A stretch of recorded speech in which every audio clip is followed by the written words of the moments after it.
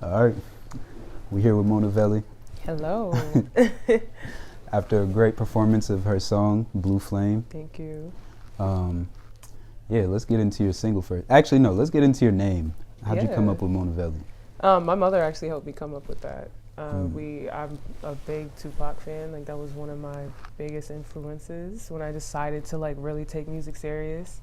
I'm also into art. It's like I call myself a Renaissance type of artist because like I draw, I like painting. I'm not great at it, but like sewing, putting fits together, makeup. I love learning about, again, like the Renaissance and just things of just anything involving art. And so when we were really like sitting down thinking of a name, my mother wanted to pull inspo from Tupac, but not Tupac like Machiavelli, like how he, that was his whole thing.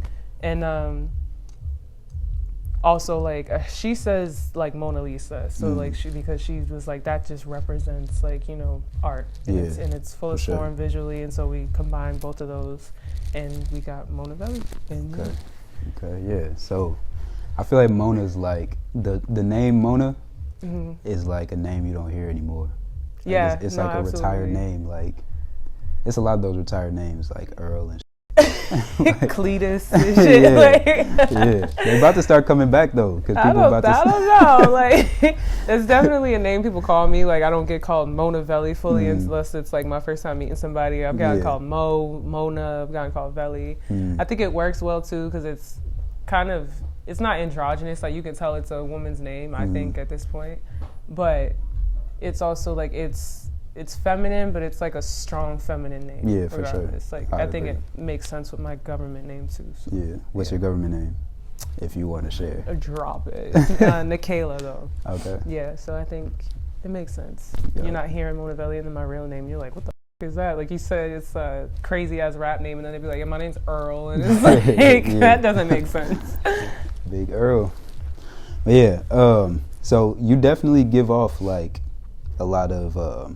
Like, you can tell that you like to express yourself if you just look at you, like, aesthetically. Yeah. When would you say you developed that sense of expression? Immediately. Like, as soon as I started, honestly, like, I couldn't even, as soon as I started dressing myself, I was like, and I think because, you grow up in them households and your mother's dressing you, she wants you to look clean cut, she wants you to look good, and like, I'm grateful for it, but like, you don't have too much room to like, explore, experiment. For sure. And so when I hit that age where I could start dressing myself and playing around with styles and stuff, I kind of went crazy, and I just like, everything was neon, bright colors, like nothing matched. It was just like, everything was silver, and like, you just, but yeah, I was exploring, I was experimenting, and like I used to watch a lot of RuPaul's Drag Race, so like that would help me like just with the makeup tips and how to apply your wig and and also just the artists that I listened to, like again Erykah Badu and people in that category, Busta Rhymes, Missy Elliott. Like I was like, okay, we can do whatever we want in this genre. Like this is in this field of work. So yeah, I just started getting crazy. Yeah. And you just kind of did whatever I wanted until it started developing into a style. That's dope. Yeah. I mean, that's how with anything creative, you got to experiment to find your own, like what is me. Exactly. But yeah, it's definitely a unique style you have. Thank you. When when did you get your tattoos and piercings? So I started with piercings first, and I'm trying to think. I think my first, like other than my ears, my first one was like the bridge piercing. Okay. And I think I can't even remember what age I was. I think I was like 17, and it was if I got good grades or some shit like that, like my mother was like, get crazy for your birthday. If you get good grades, like that'll be the ultimate gift. Yeah. And she was like, you can get any piercing you want as long as it's appropriate. And she didn't expect me to pick that out. And I was like, we went straight to the spot. I got this done, and I just knew like anything else I got I wanted it to be unconventional. So it was like some years after 17, like developing, building up. This was my first tattoo, the artist tattoo. Oh, really? Oh, no, I'm sorry. This one is my first tattoo. It was in dedication to a close friend I lost in right after high school. And then I traveled to like LA for the first time. Vegas for the first time. I got this done in henna, and I was like, yeah, I'm getting this done. Oh, yeah. So as soon as I got back, I got this done. That's and dope. then it was just like, yeah, just every couple years I would get inspired to get another one. For sure. So yeah, Yeah, started at 17 though. Yeah. How many tattoos and piercings do you have? Shit, I just got asked this like the other day. I can't even, I think 4. I have this one, the artist across my neck. I have this one on the sideburn. I have one like above my eyebrow, so that's 4. And then one on my rib. Okay. And ears, I think is 3. And then I have my eyebrow and my, damn, I sound like I should work at Hot Topic or some shit.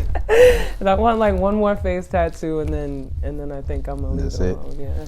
I heard that getting tattoos is like addictive though. It is. I feel That's like why yeah. People are always like, yeah, one more. And you get that, you like, you know what, this will look nice. I think the feeling of it is what's addicting. Like just knowing like this is permanent. Like it feels like a character upgrade almost. Yeah. Like you're adding to your skin and switching it out. So like yeah. My thing is more so the feeling and just like knowing I'm doing like this. It kind of feels like the ultimate doing whatever the fuck you want to. Sure. So it's just like yeah, that gets addicting. Yeah. Yeah, I think though I'm done touching my face. So for real, like I don't see anywhere else where I would think a tattoo would make sense except for like the last spot I wanted. Yeah. So yeah, after that, it's not gonna just be like, well, I want another tattoo. So I'm like, yeah. Move on to the body, probably work on a sleeve or some shit. But yeah. I'm scared of that needle.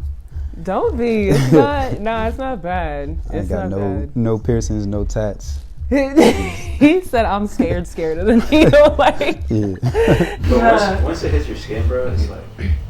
Yeah, it depending on where you get it done too. Like, that's what I hear. Yeah, because I mean, this one being my first one, it felt crazy because it's like it's shaded. That was your first one? This one on my face, the sideburn, it's shaded, and so like he's just going over it, and it just kind of feels like raw digging. Yeah. After a minute, and then it's like bouncing off your cheekbones, so like I can feel all of it. It was uncomfortable, but it's still kind of like.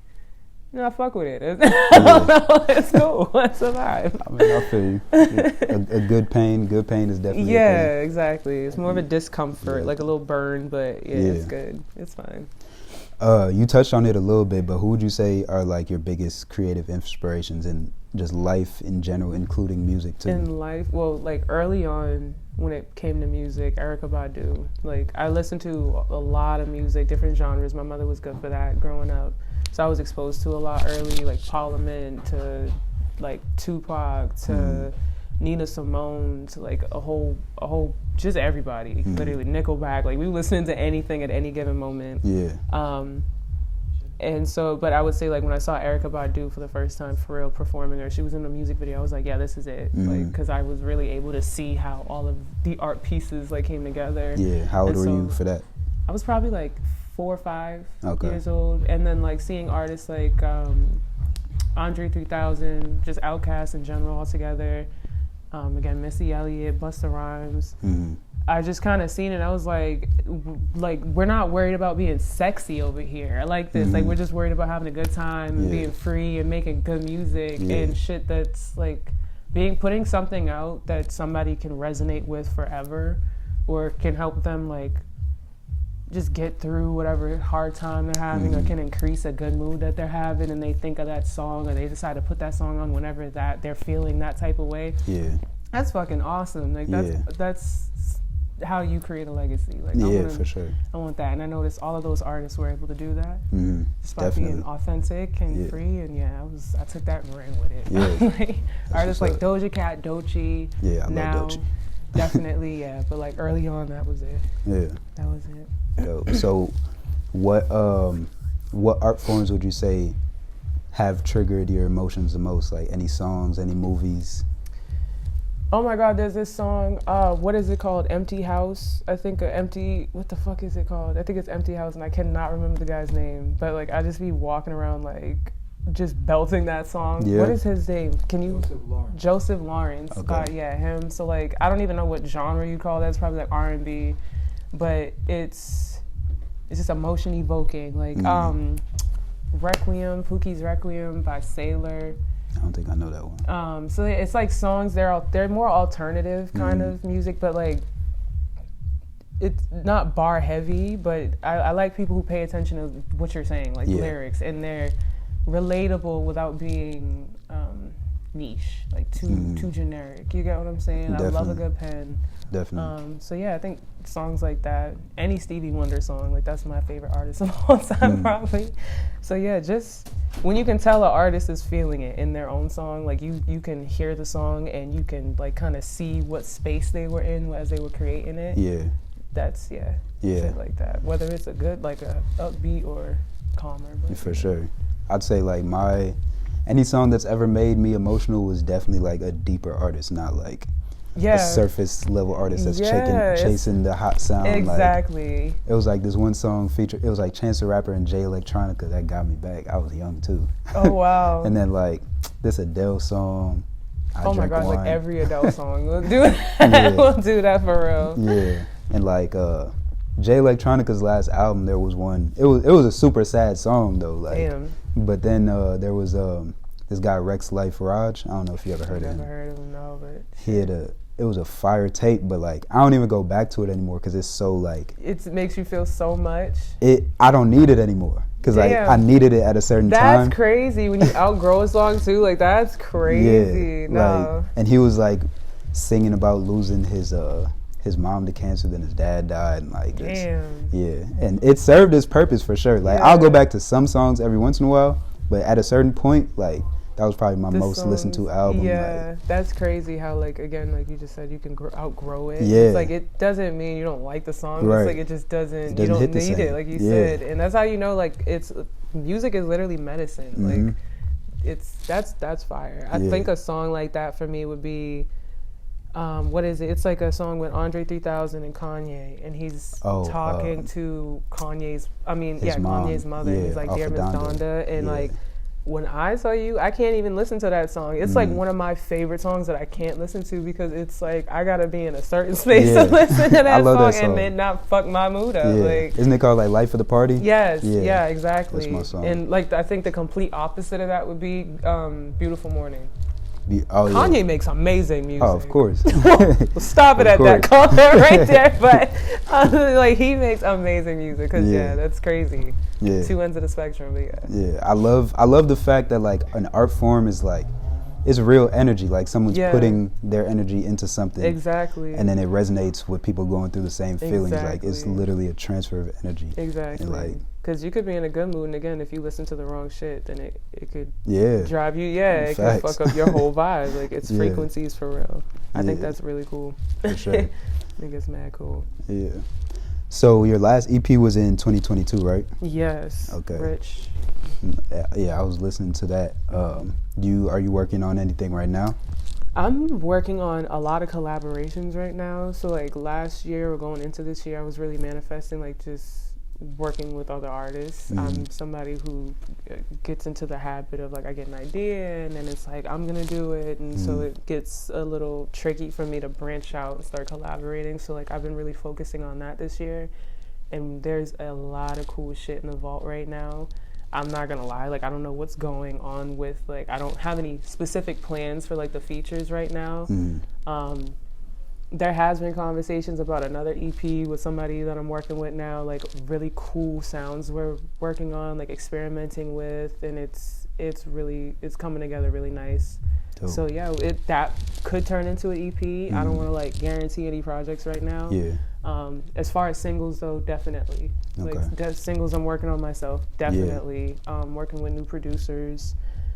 Working with new teams of people, so like you're gonna see me popping out. I don't want to give too much away, but like you're gonna see bigger team efforts coming in 2025. Yeah. As far as like media, sound, everything, marketing, shows, all that. So yeah, I'm like really excited for that, and I'm excited about the music too, because again I've been like growing, and I feel like you can hear it in real time. So I'm really excited to just keep sharing. Yeah. When I was listening to your older stuff and then your newer stuff as well, I did kind of hear the growth a little bit. Like, Thank you. Well, not a little bit, but Thank you. I heard the growth. Thank you. Yeah, I think like the R&B I was doing like before, again, it was just experimenting, and that's what it's all about. If you ask me how I feel about Rich now, we could talk. That's like a whole nother conversation. But I mean, I love it for what it was. Exactly. Like just me experimenting. And like, again, shout out to Shane Dillon, because he was really one of the people who were like, bro, why don't you sing more? Like, I took vocal lessons when I was younger. I was classically trained. Like, I took music theory. So like, my first introduction to music was me being able to sing. Got you. And I just wasn't good at writing it, and I switched. I thought rap was cooler. I'm like, we could do more stuff over here. So like, it just made more sense. And but yeah, Shane was one of the people. He was really like, bro, like try that. Just play around with it, experiment. And I did it, and I'm grateful for what Rich did and the doors it opened. I was able to work with Sue Surf, connect with some dope people. That's still like one of my highest stream songs on the project. So yeah. How'd you connect with him? So my business partner at the time saw that Sue Surf, or his manager, posted something. He was like, he was out in Boston for a couple of days and opened the features, and he hit me up and he was like, I got the bread. Can you get a studio together? Okay. And I hit up DJ Y Sham, actually, shout out to her. And she was like, yeah, you can pull up, record here. I pulled up, actually met him there. Like, I wasn't sure he was gonna pull up for real, but like, I got there, he was already there chilling.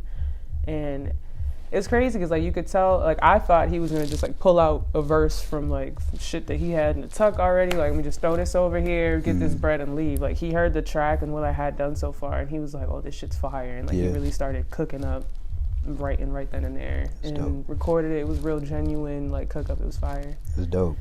So this was all in one day, like where you saw his post and then you ended up recording? Yeah, I was in my kitchen probably smoking, and my business partner, he like calls me. He's like, yo, Sue Surf's out here. I think he's gonna be out here for like 3 days. He's charging XYZ for features right now. He said just tap in with him or his manager. I tapped in. His manager just said, we gotta send the bread. Can you get the studio? And I was like, well, shit, let me hit some people up. I hit up Washam because I had worked with her a couple of times too. And so, yeah. That's what's up. It just, everything aligned, and yeah. That's still one of my own favorite songs personally. So yeah, I'm really happy about that. That's what's up. Free Surf. No bullshit. Free that man. Free coming Surf. Home soon. Yeah, no bullshit. Hopefully. The fuck? I heard he was coming home in like 9 months or something. That'd be beautiful. But that'd be dope. Yeah, that's crazy. So that day you woke up not even knowing you were about to make one of your was favorite like songs. Later in the afternoon too. And knowing me, I was probably finna nap or get ready for bed because I'm not a late night bitch. I'd be 9 o'clock. I don't see any plans. I'm wrapping everything up. For real. So yeah, it was probably like evening, and it was super random. I was like, yeah, shit. That's what's up. And that's God's timing for real. Everything just works out. Definitely. Yeah. So your single Blue Flame, right? What would you say inspired what that song's about? And you can describe what it's about to you too. Yeah. Honestly, and I think I've said this on TikTok a bunch of times, like, I never planned on putting it out. It was just one of those like therapy type of things you write. Do you write music? No. Do you write poetry at all? I journal. Okay. Yeah. So you don't plan on showcasing that at any point. Definitely. Exactly. So that's kind of what that was. Okay. And it was like at the beginning and end of the day, music, writing, whatever, it's a expression. It's a form of expression. It's a form of therapy. It's a form of coping, whatever. And so again, like, I kind of wrote that like I was journaling. I was just trying to flex my pen, just in a mood, had to get some shit out. And I ended up really liking like how it came together, like the structure of it, the build-ups, and it was very easy for me to get out. It felt different than anything I've done before. Okay. And so I was like, for fun, let's just see how people fuck with this. Yeah. And I put it out, and yeah, people ended up voting on that song. But yeah, when I was writing it, I was in a space of just being very frustrated. That's what it was getting. Yeah, exactly. Very frustrated, very conflicted.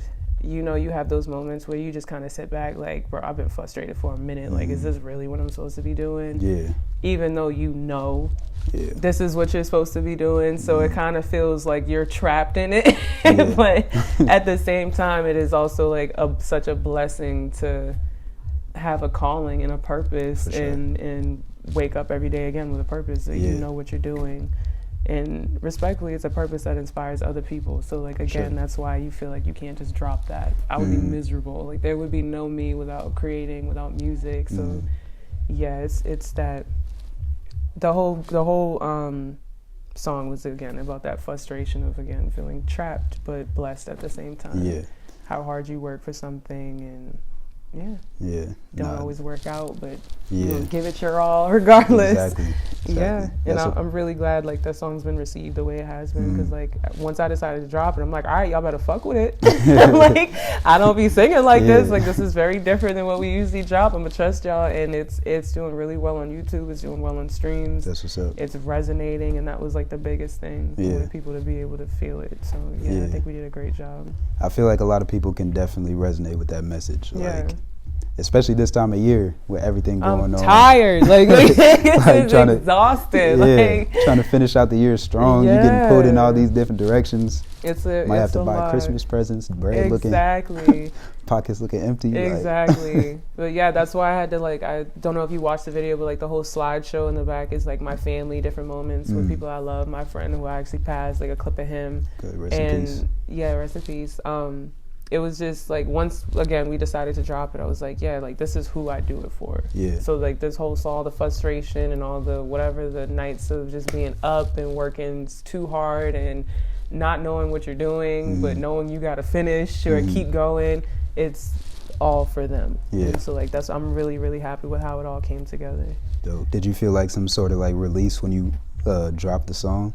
I did, because in a way it felt like I unlocked another sound for myself. It felt very freeing, because it felt like I'm doing whatever I want type of thing, because again, I didn't plan on dropping it. And also because I knew it was something my audience genuinely wanted. Like they had two choices. It was this song or like another song that was given more like hip hop alternative vibes, which I still plan on dropping. I don't care what y'all say. But they voted on Blue Flame, and so I was like, all right, so yeah, I could I'm really happy with, again, how it's being received. So good. Yeah. I have people coming back to the comments like weeks later after I originally dropped it, or I think it's been out for like 2 weeks, and people are still coming back to like the TikTok videos that I first dropped the week it came out, and they're like, bro, I'm just coming back to let you know this is fire. Yeah. Gone triple platinum in my living room. Like, this is added to the playlist, and like that's literally what it's all about. And so yeah, I did listen to it like 3 times yesterday. That's like, good. That's great. Because I listened to it, I was driving, I was sober. You said you were sober? I was sober. And then later I got fried and I was listening to it. I'm like, nah, that shit hit me. Yeah, thank you. No problem. Thank you. And I think I love it more because like I'm not a huge fan of like the real sultry R&B, the real like slow, sappy, I was almost said simp, y'all not simps, sappy R&B. And so like with this, it's like, yeah, you call it alternative R&B, but it's different. Yeah. Like I feel like you're getting whatever you need from it or whatever you want from it. Yeah. It's there. So yeah, I feel like this will do well in a lot of different markets. Definitely. Yeah. There's a beauty in having a more serious song with an upbeat like tempo, like exactly. You could dance to it for sure. Like it's almost a little dancey R&B. I feel like it'll last like throughout the season. Yeah, and that's really like longevity is everything. So absolutely, definitely. So being from Brockton, right? There's a good amount of Brockton artists, a lot of dope Brockton artists. Do you feel any amount of like pressure for your releases or like an upcoming project that you're working on? No, not pressure. I think because in Brockton we're pretty well. I grew up like in the sound lab basically, and that's again where I record. Like both the engineers I work with work through like out of the sound lab.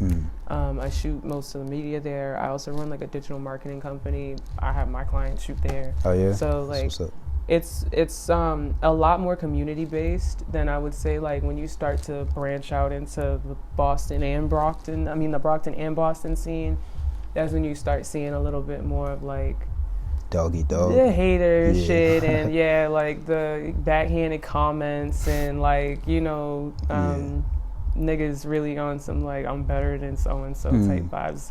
But in Brockton, it's like we don't even have enough people to be like that. Like we better all be helping each other out. So I don't get those vibes at all. I don't get any pressure. If anything, it feels like, all right, now it's time to like really call on the community. Yeah, that's, we see each other regularly, but it is more community based because usually we're working with each other to build the roll ups. Yeah, build up the rollouts. Yeah, so room for everybody. Exactly, it's like everybody literally had a part in it. Yeah. So Yeah. And that's just like anything you're doing, if you're surrounded by other people that are Exactly. as driven as you, as talented or more, like exactly, you're gonna be inspired. You're gonna be inspired. They might get seen. You might be on their song, and you get seen. Exactly, like, and even if it's like, yeah, it's more like family oriented again, like just tighter knit community shit back in Brockton. So it's not coming out of Brockton, no, or within Brockton.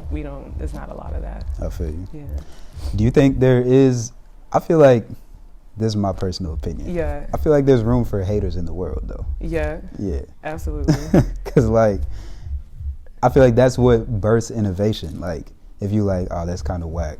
I could do better than that. Yeah. No, and absolutely. You try it out. Absolutely. But if you never try it out, though, you just calling it whack, then you just a straight you hater. can't comment on those shit that you haven't done. Like, yeah. Like, if you can do better, do it. I got a lot of mouth. I'll say that. Like, if we talk about, like, me, I don't outwardly shit on anybody. I don't outwardly like, no. Right. If I see you trying, like, and if I don't like something, or I thought something was really corny, but I fuck with you, I'm gonna show love at the fact that you're pursuing your dreams. Yeah. Like, I'm gonna find a reason to show you some love, support. Yeah. But like, if you ask me about it, there's a lot of corny shit that I be seeing, like a lot of shit, and I'm like, damn, there's. Like, the bar is in hell sometimes, you know? But, like, at the same time, there are a lot of artists that are, like, fire, and they're not getting the same type of recognition for whatever reason. And I'm like, I think that's where, like, more of the attitude comes from, because you see some of these artists, and they're very cookie cutter, they're very niche, it's very gimmicky, and they're being, like, pushed as, like, to be... You know, the main, like, they're just being pushed. They're everywhere. Yeah. Which, I mean, great. But then you have... Hold on. But yeah, and then you have, like, the super duper original artists you, like, barely see get any type of push. So, I think... I wouldn't say that's hating, but, like, you know, you just kind of want equality, I guess. I don't know. I definitely wouldn't be... Well, I'm not a hater myself. I'm definitely competitive. Like, absolutely, yeah. But I'm not a hater. Like, if I see somebody that's doing something dope and they're not getting the recognition, I'm be like, hold on. Like, why is nobody paying attention to this? Exactly. But if I see someone that's, like, terrible... in whatever. And, like, they just getting all this recognition. Like, maybe it's, like... Because I grew up playing basketball. And, like, sometimes there would just be a player who, like, the coach just loves for some reason, but they're not even good. They're not good, Like, I'll be busting his ass in practice every day. Like, what are we doing? And I mean, like, you start to peep, like, there's a lot of politics that go in, that are involved in this industry, and, like, a lot of times it's just about who you know and whatever face you show when you go out, like, how likable you are and shit. So, it can be, like, you know. Yeah. But you gotta, there is definitely a difference between just waking up and hating on some shit and being competitive. I would say I'm definitely competitive. I gotta, like, you gotta watch that sometimes, because being too competitive can drive you to lose a little bit of your authenticity. So, like, got a little taste of that, and I was like, let me calm the fuck down and just focus on my own shit. I could beat you at your sound. Exactly, and it's like, I could do that so much better, and then you get through the song, you're like, I don't even fucking write like this. Like, this ain't even, like, but I definitely feel you. I think it's also just wanting a certain standard, like, expecting a certain standard. Exactly. For the people around you, too. Yeah. But, no hater shit over here, though. That's never funny. that. Some niggas, we won't say no names. Some people really just wake up to, like, hate on people, and as funny as it is, it'd be like, damn, like, like Jesus. Like, that's got to be a little miserable. You got to be tired. Like, that's crazy. Like, Jesus. But so you're not a hater. No, never that. I got some this or that questions for you. Okay, word, I love it. You prefer a daytime function, like a day party, or a night party? Day party. Day party? So always. You get to sleep by 9? Yup. All right. That's how it be, though. Yup. And then you beat that hangover if you are hungover by, like, 2 in the morning. That'd be great if that happened, but I'd be like, the type studio sessions, they'd be like, oh, you want to do like a 2 a.m.? I'm like, nigga, 2 p.m.? I'm off today. I'm gonna get this wrapped up. If you had to choose what to listen to, R&B or rap? Rap. Rap? Yeah. I feel like rap is so versatile. Like, you could be listening to R&B. You get what I'm saying? But it's rap. You get like it, melodic. Yeah. It there's so many types of hip hop, so many subgenres and shit. I feel like I'd be able to get along without this separate R&B category. So yeah, hip hop. What would you say is the biggest risk you've taken that worked?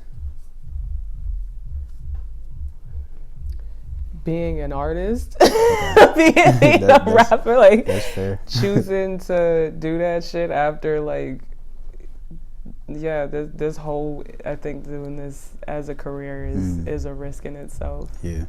Just choosing to follow your dreams in any capacity. Yeah, I've lost like thousands of dollars doing this shit. I've almost been stranded places. I have, yeah, it's never fun. Lost friends, like So yeah, that's it. Lost friends because of music?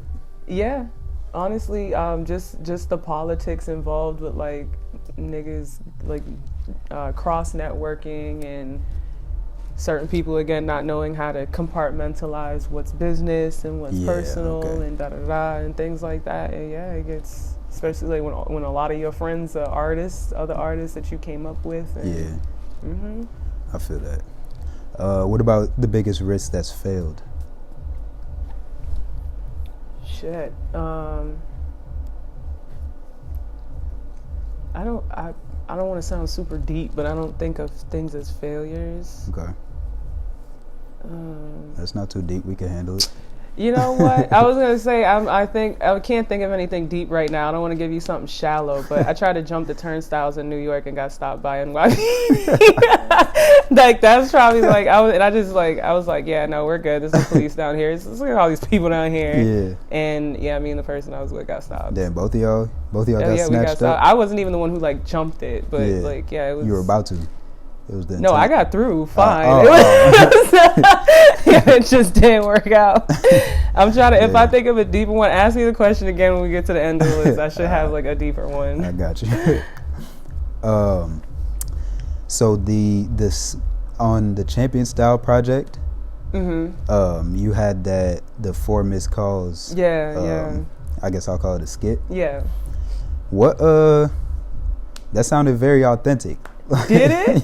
Yeah. That's like, so where were funny. you pulling from for that? That's hilarious because I had to do that. I don't know how many times. It was not like authentic at all. Devo was like, "Yo, I need your voice on it," and he's like, "I need you to like go off on a nigga, like just go off, like you got the voice for it."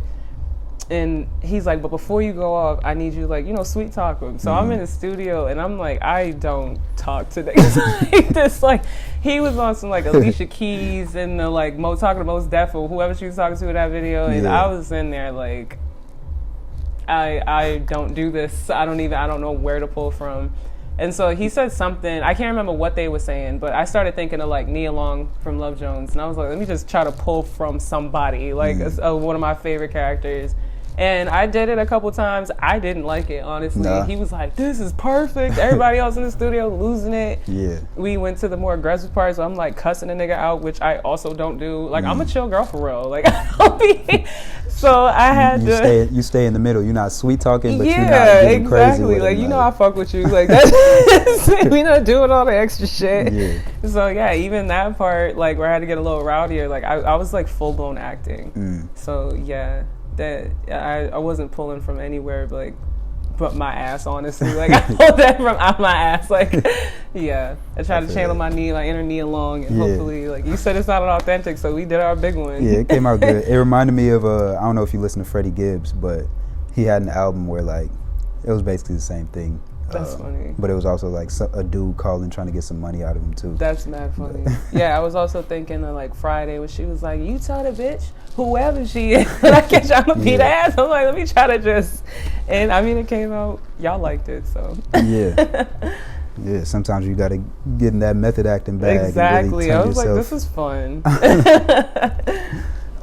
Actually, wait, let me see. This is a random question. If you had to lose any sense, any one of your, we got 5 senses. Good ass question, yeah. Which one would you lose? shit, I was about to say touch, but like I started thinking like this, your sense of like touch. Is that a sense? See, yeah. I'm like, I graduated. Hold on. See, smell, hear, touch. Yeah. Okay. Speak. Okay. So yeah, I'm thinking that, but then I'm like, my whole body would probably be very poorly affected by that. But yeah, if I'm being shallow, that would probably, like, I wouldn't mind not feeling too hot or too cold. Like, keep a friend nearby to let you know when you're not doing all right. You should be good. Like, hey, it's cold outside. Go exactly. Like, bundle up and take some shit off. Like, I think I'd be all right. Yeah, because I want to hear everything. Very nosy. Love music. I need to be able to express myself vocally. Like, that's actually a fear of mine, and like not just like not being able to speak. Yeah. Yeah, I need to smell my food. I need to taste my food. I'm a big back for real. Like, so if you can't, I don't know if y'all knew this, but your sense of smell helps you taste things. So like if you gonna be just fucked up without one or the other. So absolutely not. Yeah, that's what I was gonna say. I was gonna say if I could lose my sense of smell and still be able to taste, that might be what I go. Yeah, like I wouldn't. I don't know, because cologne makes me happy. Like cologne and perfume makes me happy. Too, yeah. There's a lot of like the dopamine going off when you smell good things. So like I feel like that would make the world a little bit more sad, but yeah, I might choose sight. I don't know. I'm tired of seeing niggas. That's hilarious. That's hilarious. Stevie Wonder makes it work. He might be able to see though. I'd be frustrated if I couldn't see. I see so many conspiracy theory videos saying that Stevie Wonder can probably see. He told Carmelo Anthony that he's his favorite player to watch. That's hilarious. No, there was some comedian he got on an elevator with, and he just like turned and he was like, "Bro, I love that color red on you," and like just mad casual, and he was looking at him like, the fuck. I think he has like the best assistant in life. I think his assistant and him just love fucking with people. So it probably great just sense like of humor. I would probably be doing the same thing. Yeah, absolutely. You gotta make it fun. Like, damn, you put that shit on, bro. Damn. Like Louis loafers? No way. That's crazy. But yeah, no. Just because I don't mind not being cold and not feeling the cold. So I do that as long as it's safe. Yeah. I don't know the science behind that, but it'd be hard just to choose one sense to keep. One to keep? Damn. Yeah, that would be. Yeah. I think probably eyesight. I'd have to keep my eyesight. It would probably be eyesight. Yeah. I'm already soft spoken. I'm damn near mute, so I don't know. He said no. Can't do that. Nah. So like when you're recording, when you're in the studio, what do you like the vibe to be like? Dimly lit, like easy going, not too many niggas. I don't like that because it'd be a lot of people in there just trying to look busy. I hate that. Yeah.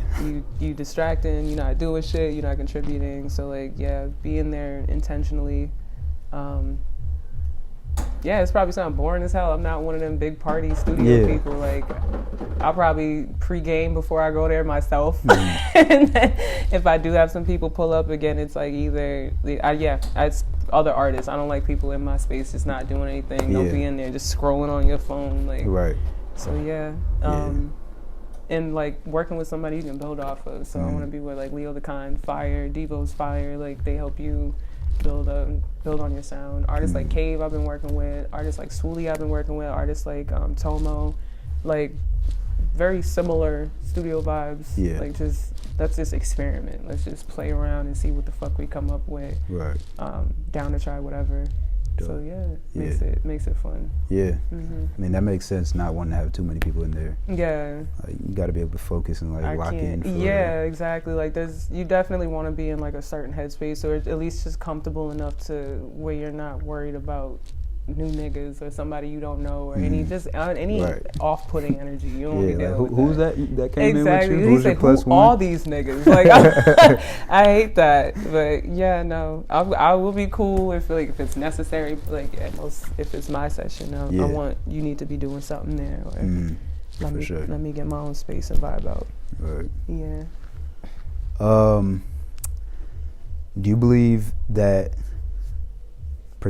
our perspective shapes like what we are able to achieve in life? Absolutely. I'm a huge believer in that. Manifesting and You say you're broke, you broke. Mm-hmm. Also stay the fuck away from me with that mindset. Like, Yeah. Misery loves company. Like, Facts.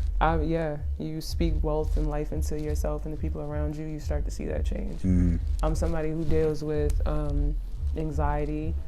Like, it was like used to be really bad, and just learning and healing and studying, going to therapy and shit like that, and better understanding myself. Just, it obviously is not all in your head, but a lot of it is. Yeah. And you realize, like, these negative thoughts or whatever it is, intrusive thoughts, they were like ingrained, burned into you from the time you were a child. So like, if I was able to learn that, it's a lot of work, but I can unlearn it and reteach myself positive reinforcement or like coping skills or whatever the fuck, and just like, you know, start making that my natural mindset. Yeah, definitely. And once I started figuring that out, you notice the people around you become more positive, whether they switch out to more positive people or they just become more positive themselves.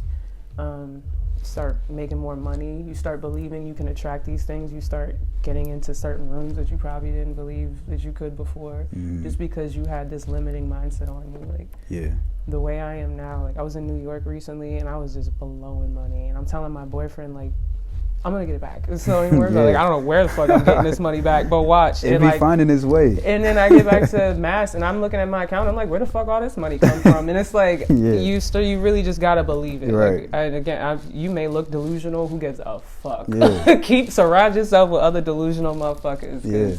Yeah. Wake up, do your affirmations, believe in them, and it does that could be a whole different conversation. Yeah. Absolutely, I'm a huge believer in that.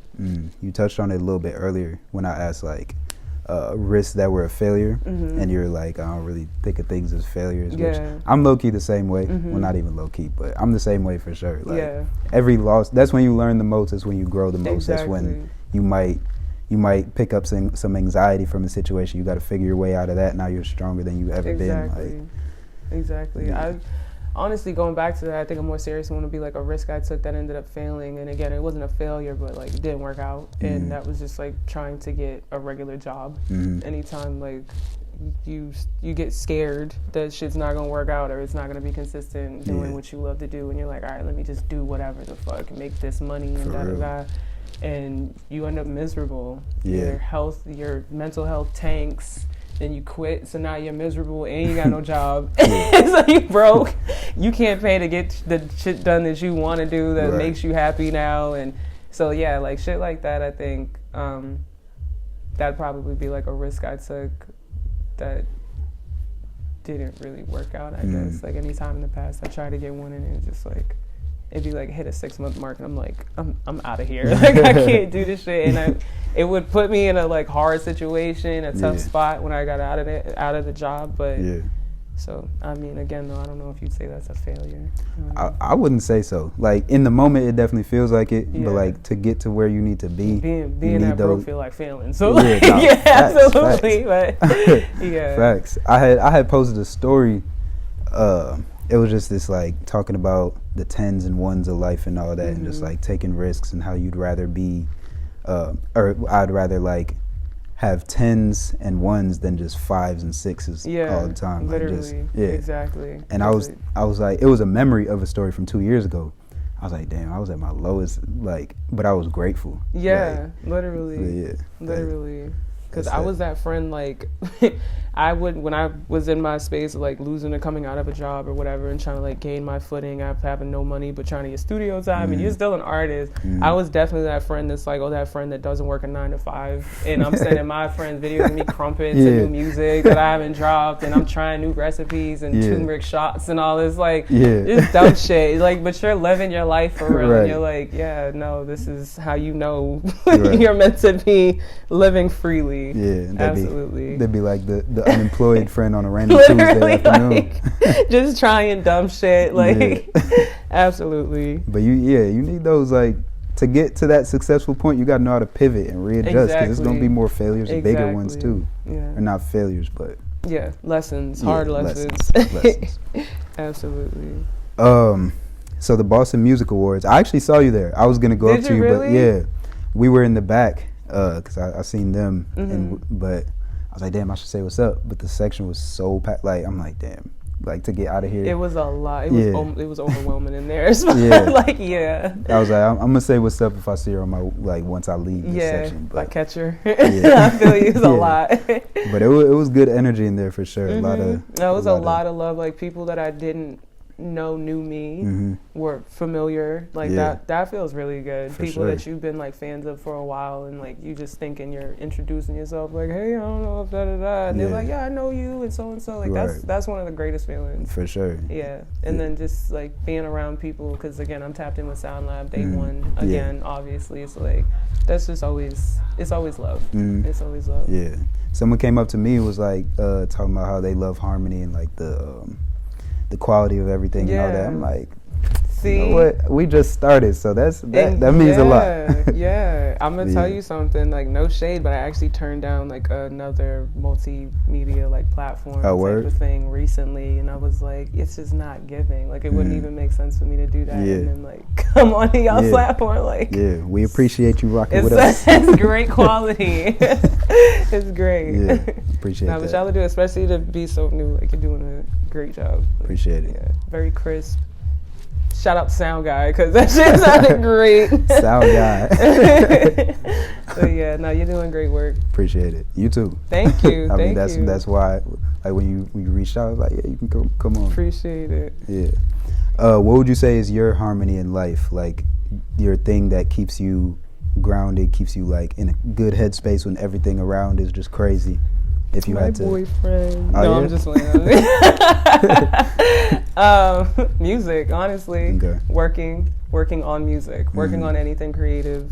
It could be photo shoots or like drafting, like a treatment, a creative directing something, writing, studio time, like anything where I can be immersed 100% in like the creative process. Yeah.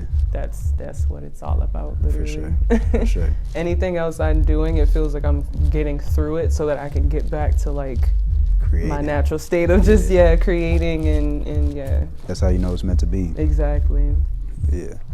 Monaveli, everybody. If you got anything you want to like shout out, plug, any dates you want to let us know about. We have a show coming up December 20th. You might have to cut that out because I don't know when this is dropping, but. What's that next? That's Friday, right? It's Thursday. 6 days from now, it's the 14th. 14? Okay, beautiful. Yeah, so we have a show coming out December 20th. We have Tori on it, Lucas, Mindflex Records, I believe, and a couple other dope artists. It's sponsored by Turntable Teachers. That's going to be at the Middle East upstairs. Fire lineup. I'm really looking forward to this show. It's just seems like it's very well executed, and I'm looking forward to it. But yeah, other than that, keep streaming Blue Flame. We have a music video out on YouTube now, so keep running those numbers up. You guys got us to like 1.5K in 2 weeks, so I'm very proud of us. And yeah, just keep going up with the numbers. There's more music on the way, more interviews, more visuals, more shows, everything. So just stay tuned. At Real Monaveli on everything. Okay, yeah. I'll put your ads in there. Thank you. We're looking forward to all those drops. Hopefully this is out before the show at the Middle East. I mean, either way, the recap or whatever will be out. There'll be something going on, so they'll be able to come back and see. Either way, she ate that shit. Just know. I'm done. Regardless, just come tap back in. And no, thank you so much for having me. No problem. Hope you guys appreciate it. This was everything I expected. Yeah, I'm glad. Thank you. That's it. That's a wrap. All right.